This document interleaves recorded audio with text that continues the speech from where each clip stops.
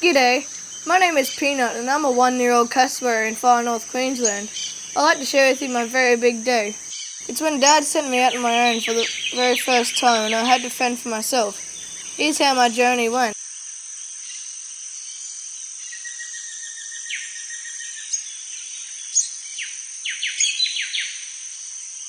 Hey Dad, what are we doing today? Well, you're a year old now. You can look after yourself for the day, can't you? You should be able to just cruise on down the Wongaling Creek there and go to the beach where we've been 100 times before and catch a few crabs. I'll find you up the National Park there above Lot 66 when you finish the day.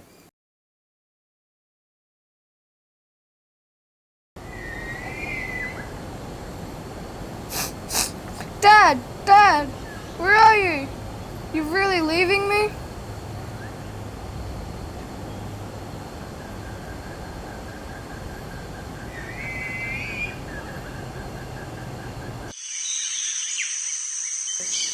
Well, there's not much point in me walking around crying any longer. Looks like Dad's gone. I'd better get moving down Wongaling Creek like he said.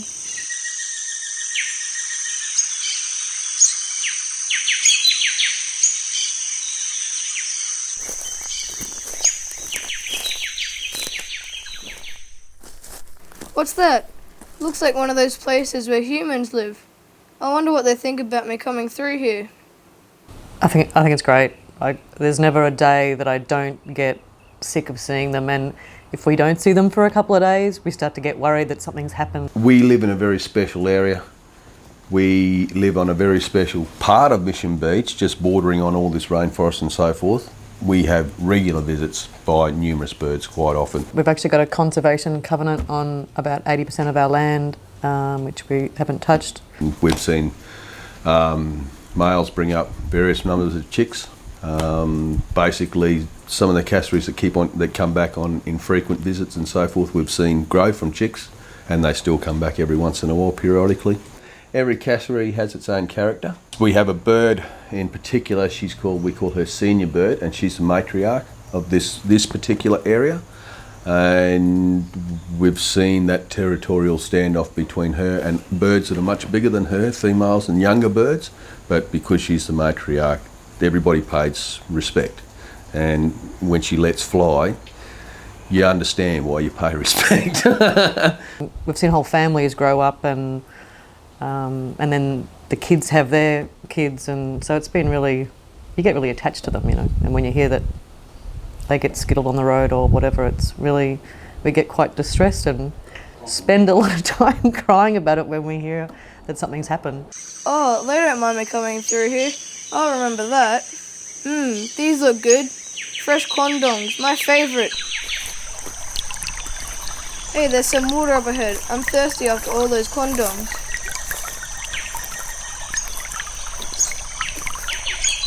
This day isn't turning out so bad so far. This is a nice spot. I might just have a bit of a rest.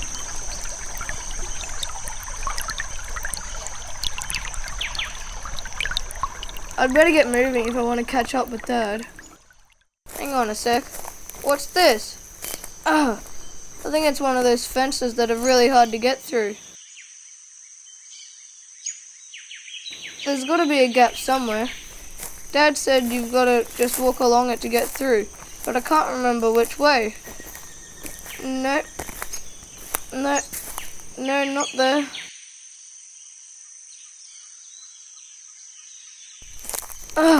Thank goodness. I'm out of here. I wonder what's next.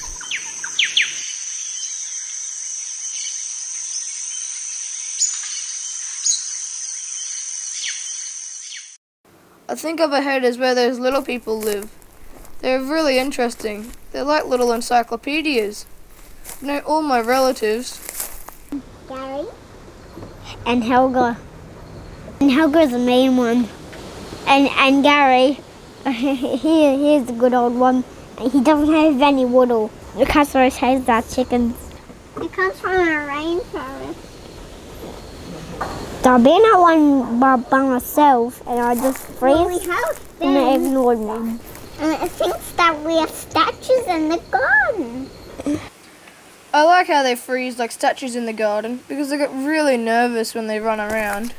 This way, I can move along without any stress. Speaking of which, I'd better get moving. There's a clearing up ahead. I'm sure I'm on the right track. Ah! A big loud dog! Hang on. It's on a lead. Phew. I should be safe, but I might just duck off right now and have another lie down after all that action.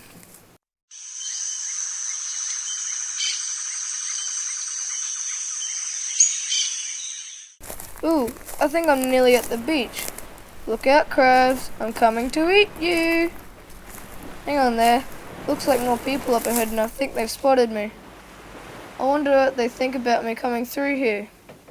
It's real good because they actually don't just eat fruit in the rainforest. They actually come to eat crabs, young crabs down here. And this re-veg here that we're doing, it makes like a corridor for them to come to the beach. With them passing through, that's actually good because they pick up the seeds, eat the seeds, walk along, do their business, and another tree will come along. It's very good, yeah.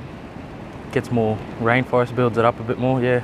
We actually seen a cassowary here when we first walked to the site, close to the beach, so we know that it actually is a pathway for them. I like how they're a bit territorial, you know. They're a bit feisty when you get up close to them and stuff, and their chicks around, and you walk too close to them, and they'll give you a bit of a grunt, and yeah. And they're important because if without them there would be no rainforest.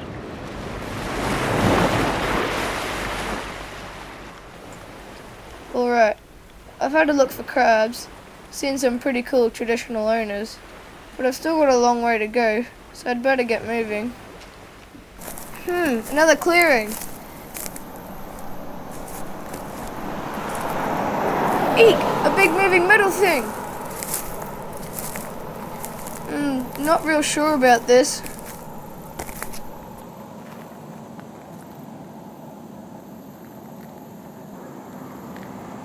That's it, I'm just gonna do it. 1, 2, 3, go!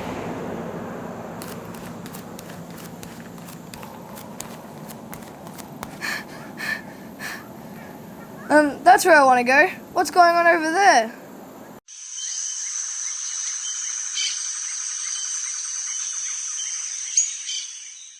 We're from C4 and that's why we're working here, because this is a cassowary corridor, the best on the east coast of Australia. Cassowaries are solitary except during the breeding season, so they tend to keep their distance, and if you've got one cassowary occupying an area, other cassowaries won't come into it until they've gone away. They are territorial and they jealously guard their food sources, so this 25 hectare lot is wide enough for cassowaries to pass to and fro without interfering with each other. This is a natural cassowary corridor and it was to go to development, but we've managed to, in partnership with QTFM, to secure this lot and put a covenant on it. We'll be replanting the edges of this site to rehabilitate it, get rid of all the grass and rubbish and feral weeds and things, and replanting it with native rainforest trees. Along here we won't be planting cassowary food trees because we want them to move through quickly into the area away from the road. Well, these guys seem like they know what they're doing and they're trying to make things better for me. I really want to get away from those big moving metal things. They make me really nervous. Onwards and upwards.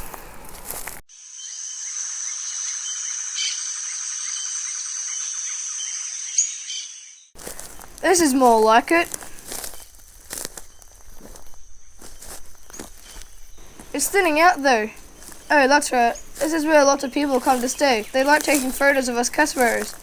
I think they're called tourists. Yeah, we feel excited. We like them coming through. One, because to know that they're all right. Yeah. We see them most days.